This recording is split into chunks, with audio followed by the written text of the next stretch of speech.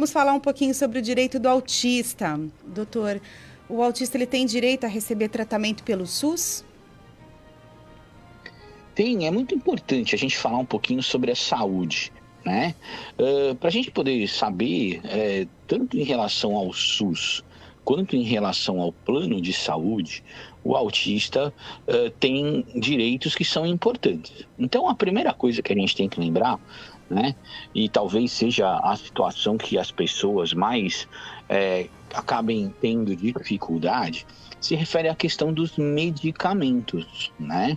Então, na questão dos medicamentos, é importante lembrar que o atendimento médico garante o direito a essas pessoas o medicamento, tanto em relação ao SUS e aos demais tratamentos que o SUS proporciona, como, por exemplo, questões que envolvem terapia, questões que envolvem situações aí de outros tratamentos de saúde necessários, dos remédios de alto custo, né, tudo isso, quanto, na verdade, as questões que envolvem também o plano de saúde. Apenas a título de exemplo, existe uma discussão hoje que o judiciário tem feito aí muito bem o papel de moderador, que fala sobre os limites das sessões de terapia, né? Então, muitas vezes o plano de saúde, os pacientes portadores do transtorno do espectro autista necessitam de uma quantidade de terapias maiores. E os planos de saúde têm negado isso, por dizer que existe uma regra da ANS que limita isso. O judiciário tem reconhecido essa situação de maneira sensível, tem concedido um número maior de sessões de terapia, inclusive, Raquel, pelo método ABA, né, Olha, que é um método muito interessante, em que atende aí, né, já foi estudado, e se diz que é o que melhor atende o tratamento e o desenvolvimento dos pacientes com transtorno de espectro autista. Então, isso é um direito assegurado, né? E é importante que as pessoas saibam para poder exigir esses direitos. Doutor, no caso, se existisse algum tratamento que o convênio não dispõe, o senhor falou disso agora, a pessoa pode brigar na justiça, de repente, por essa questão, por esse pedido. Se o médico der o laudo e for comprovado, certo? Sim, é importante que se tenha toda a documentação específica com os médicos solicitando esse tratamento e mostrando a utilidade desse tratamento. A partir desse momento, se o plano de saúde fizer uma negativa ou o próprio SUS fizer essa negativa, o paciente pode, através de um advogado, recorrer ao Poder Judiciário para conseguir esses direitos na Justiça. E no caso, isso também poderia se aplicar a medicamentos, por exemplo, no caso de melatonina, que ajudam os autistas a ficar mais calmos, a dormir, ter um sono melhor, isso se aplicaria? Sim, se aplica toda espécie de medicamento, o qual, na verdade, o médico receitar. A gente lembra que existem alguns medicamentos que são disponíveis na rede pública de distribuição, né?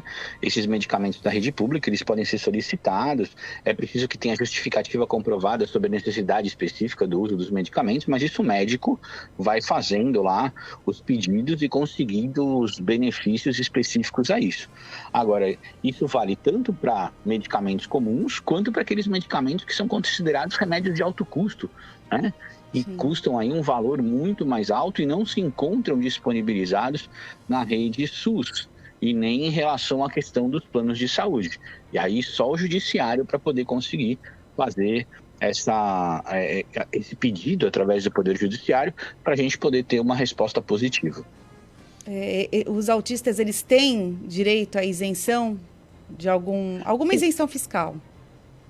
Então, a primeira coisa que a gente tem que lembrar é que as pessoas dizem assim, o autista não paga imposto de renda. Então, não é bem assim, né? Vamos só primeiro tentar explicar isso, né? Aí, imposto de renda para as pessoas com deficiência como um todo, e aí se enquadra o paciente portador do transtorno do espectro autista, somente existe no caso das aposentadorias e pensões que são pagas pelo INSS. qualquer outra renda da pessoa com autismo, como por exemplo salário, aluguel, pensão que não seja do INSS, essas são tributadas normalmente, tá? Agora, tem alguns casos de isenção que são interessantes. Por exemplo, o autista, os pacientes, né, portador do espectro autista, eles têm isenção de PVA, né, para comprar os veículos automotores. A gente tem que lembrar também que os pacientes do transtorno de espectro autista têm liberação do rodízio de veículos na cidade de São Paulo, né? Eles não precisam, aí na verdade, ter a obrigatoriedade de respeitar o rodízio. Existe uma liberação quanto a isso.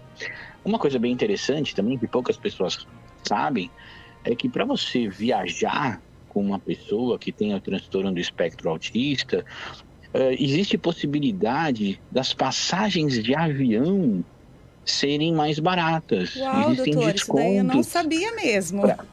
Nos conte existem isso. descontos para aquisição de passagem para pessoa com autismo e para acompanhante. Que né? legal. Tem lá a preferência no check-in, no embarque. É bem legal isso, né? Tem também a questão do passe livre, né? Do transporte interestadual gratuito, né? Em relação a isso. Então, esse passe livre é válido para esse transporte interestadual, né? Seja ele por ônibus, por trem, por barco, enfim. A gente está falando de transporte interestadual, tudo bem? Então não é um transporte intermunicipal, é de estado para estado. Entendi. Não de cidade para cidade. Entendi. Tá? E sim, aqui em Então, São Vicente, inclusive, eles têm isenção também de IPTU. Na cidade de São alguns Vicente. municípios existe, é verdade. Né? Tem uma coisa legal também que as pessoas esquecem, que é o direito à meia entrada. E esse direito à meia entrada é estendido por um acompanhante, né? Então, existe essa possibilidade aí relacionada a isso. Tá? Doutor, além das questões que envolvem fila preferencial, emissão de documentos. Então, tem bastante coisa aí em termos que pode estar auxiliando o direito dos autistas. Doutor, eu li que o autista ele tem ponto na conta de luz. Isso é real? Então, isso é verdade, existe essa possibilidade mesmo, não só para o autista, mas para todas as pessoas que são consideradas deficientes, né? Existe o que a gente chama de tarifa social, né? Então, dentro dessa tarifa social, que existe nas empresas aí que a gente fala de conta de luz, vamos colocar assim, nas concessionárias de serviço público, né? A família tem que estar inscrita no cadastro único, né? Com renda mensal de até 3 salários mínimos, ter a pessoa com deficiência que necessita do uso continuado de aparelhos, né? Na verdade, ou seja, equipamentos, instrumentos e tal, que precisam de energia elétrica. Então, existe essa possibilidade dessa tarifa social, né? E além disso, além dessa situação, também existe a possibilidade de algumas pessoas, né, alguns pacientes do transtorno, portadores de transtorno do espectro autista, também receberem, aí por um critério econômico um pouquinho diferente, aquilo que a gente chama daquele benefício de prestação continuada, né?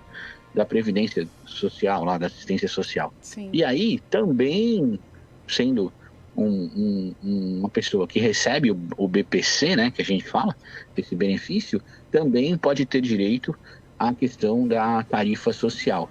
Então, para as pessoas poderem saber se elas se enquadram numa situação como essa, basta aí que elas procurem, né, desconto na conta de luz, tarifa social, pode escrever até assim, né, desconto na conta de luz, tarifa social na internet, né, nesses sites de busca, que vai aparecer todas as regras, como você consegue fazer, né, ou o que você precisa fazer para poder ter acesso a essa solicitação, para você poder fazer a solicitação diretamente para a distribuidora de energia elétrica. Se você me permite, Raquel, claro. Se alguém tiver um problema relacionado ou quiser saber um pouco mais sobre isso, procura a comissão da OAB aí da sua cidade, ou procura a comissão da OAB de São Vicente, a comissão do transtorno do espectro autista e outras deficiências. E eu tenho certeza que você vai ser muito bem atendido. A presidente da comissão é uma pessoa muito engajada, é uma pessoa muito que conhece muito de todas essas situações e vai poder, com certeza, levar esse esclarecimento também para outras pessoas.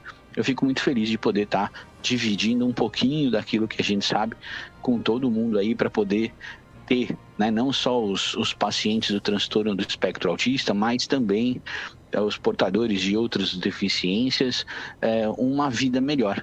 Com Isso eu acho que é muito certeza. importante. Doutor, o senhor tem algum exemplo de algum caso que o senhor trabalhou recentemente, que o senhor tenha trabalhado, que o senhor possa compartilhar conosco?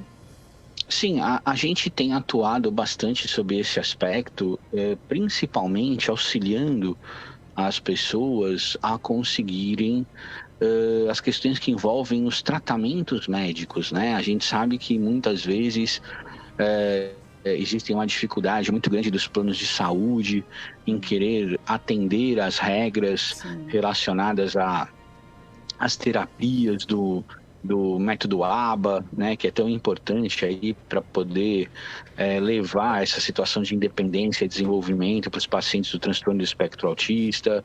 As questões de medicamentos também acaba sendo importante e tanto os planos de saúde quanto o SUS muitas vezes acabam negando essa situação. A gente tem ajudado essas pessoas, principalmente em conseguir essas medicações de maneira gratuita e conseguir também os tratamentos, né, acesso aos tratamentos relacionados a essa limitação que o plano de saúde muitas vezes quer impor e não pode fazer isso. A gente tem também alguns processos que se referem à questão que envolvem as escolas.